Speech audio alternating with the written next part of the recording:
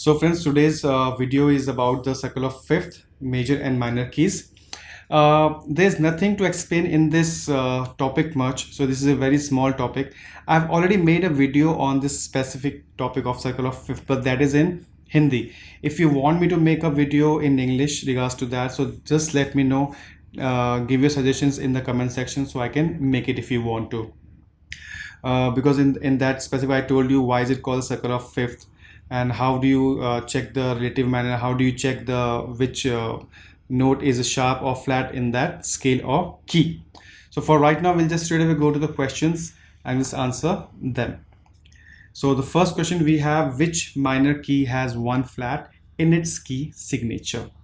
So for that, just think about the which major key first. So it should be with one flat is F major. Now what is the relative minor for that? It is D minor. So we go simple D minor.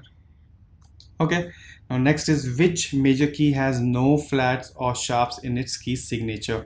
This is the easiest one. We all know that C major has nothing.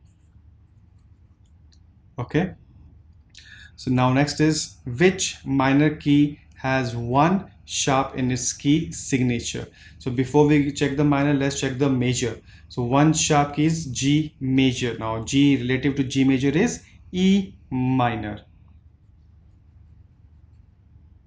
Okay, next is which major key has one flat in its key signature? Now this is major key, simple.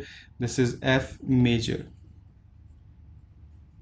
Okay, now which minor key has no flats or sharps in its keys?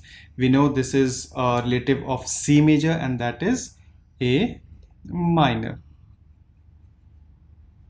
So there is nothing much in this topic to explain. If you want me to make any specific topic again, or you want to understand more better way, let me know, comment me, give your comments in the comment section, so I will check it. I can do something more if you want to. Okay, so now I'll see you in the next topic. Till then, thank you.